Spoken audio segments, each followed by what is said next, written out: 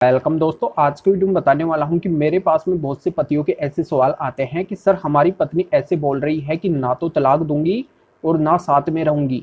तो यहाँ पे हम बीच में फंस गए हैं, एक लट्टू की तरह हो गए हैं। हम करें तो क्या करें, हमारी जिंदगी बर्बादी की ओर जा रही है।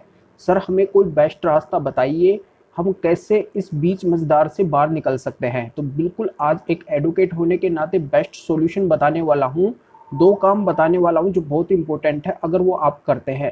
यहाँ पे 1009 पतियों को सफलता मिल चुकी है मेरे बताए हुए इन दो कामों से, तो आपको भी ये सफलता मिलने वाली है।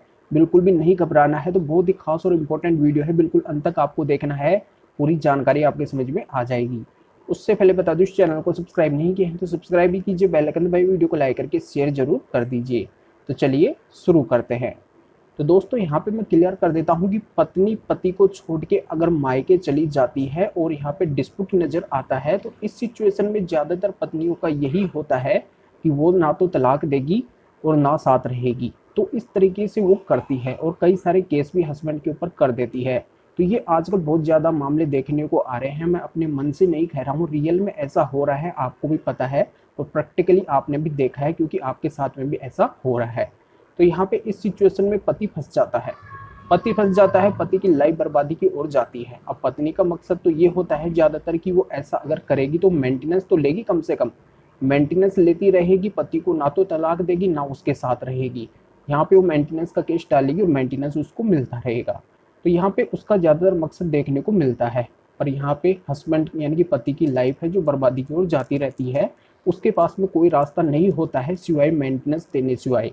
और पत्नी अगर कोई केस करती है तो उनको फेस करता रहता है, उसको बार बार कोर्ट के चक्कर लगाने पड़ते हैं, बिना वजह उसका समय और पैसा बर्बाद होता है और उसकी जिंदगी एक बर्बादी की ओर ही जाती रहती है। तो यहाँ पे पति का ये उपयुक्त सवाल है जिसका जवाब मैं यहाँ पे देने वाला हूँ। और 1009 पतियों को इन जो मैं दो काम बताया हूँ इनसे बिल्कुल सफलता मिली है, तो आपको भी ये सफलता मिलने वाली है। तो यहाँ पे देखो, दो भागों में यहाँ पर डिवाइड करते हैं। पत्नी बोलती है कि ना तो तलाक दूंगी ना साथ रहूंगी। अगर पति का मकसद हो, पति अगर ये चाहता है, उसको साथ रखना चाहता है कि मैं तो भाई उसको साथ रखूंगा, यहाँ पे मेरी पत्नी ने चाहे मेरे साथ में कुछ भी किया हो, मैं उसको साथ में रखना चाहता हूँ। तो यहाँ पे अगर पति का यही मकसद है, अगर उसने पूर्णतया डिसाइड कर लिया है कि वो पत्नी को रखना चाहता है, तो उस सिचुएशन में उसको लीगल एक्शन लेना होगा। यानी कि देखो, दो तरीके के एक्शन होते हैं। एक तो सामाजिक लेवल पे होता है। सामाजिक रास्ते वो होते हैं कि जो दोनों की शादी करवाने वाले जो मीडिएटर हैं उनके जरिए से पति कोशिश करके पत्नी को ला सकते हैं, या फिर जो पेरेंट्स जो रिलेटिव हैं उनके जरिए से भी कोशिश करके पति पत्नी को ला सकते हैं। तो ये सामाजिक रास्ते होते हैं। तो अपने इस तरह से अगर पति इस तरीके से पूरी ट्राई करते हैं, पूरी कोशिश करते हैं, फिर भी अगर पत्नी नहीं आती है, तो फिर पति को लीगल वे यानी लीगल रास्ते यूज करने होंगे। और लीगल रास्ते में इस तरीके से आते हैं कि जैसे पति वकील साहब के माध्यम से कोई लीगल नोटिस वगैरह भिजवा सकते हैं पत्नी के पास में पत्नी को लाने के लिए, या फिर कोर्ट के माध्यम से सेक्शन 9 वगैरह इस तरीके से फाइल कर सकते हैं पत्नी को लाने के लिए। अगर पति का लाने का मकसद हो पूर्णतया, अगर पति डिसाइड कर चुके हैं कि मैं पत्नी को लाना ही चाहता हूँ, उसको रखना ही चाहता हूँ, तब ये रास्ते बिल्कुल यूज करने हैं, तब आपको बिल्कुल सफलता मिलेगी। यहाँ पे आपको पीछे नहीं हटना है। अगर लाने का मकसद हो तो बिल्कुल आप ये रास्ते यूज करने हैं। आप यूज करोगे तो बिल्कुल आपको सफलता मिलेगी। अन्यथा अगर आप गलत लाइन में इनको यूज करते हैं, जैसे आप लीगल नोटिस भिजवाते हैं पत्नी को लाने के लिए या फिर सेक्शन 9 यूज करवाते हैं और आपका मन है ही नहीं उसको लाने का, रखने का, और फिर भी अगर आप गलत एडवाइज में आके अगर इस तरीके से ये फाइल करते हैं, तब आपको सफलता नहीं मिलेगी। यहाँ पे आप इन बातों को नोट कर लीजिए, तब आपको सफलता नहीं मिलेगी। अगर लाने का मकसद हो, पूर्णतया डिसाइड कर चुके हैं, तभी आपको ये लीगल वे लीगल रास्ते यूज करने हैं, जो लीगल नोटिस वगैरह है, सेक्शन 9 वगैरह है। इस सिचुएशन में बिल्कुल पति को ये पहला काम करना है, पहला तरीका अपनाना है, बिल्कुल पति को सफलता मिलेगी।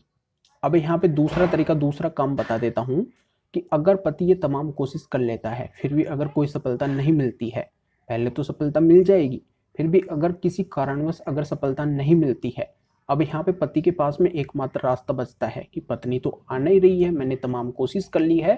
तो यहाँ पे पति के पास में यही रास्ता होता है, वो होता है तलाक लेने का।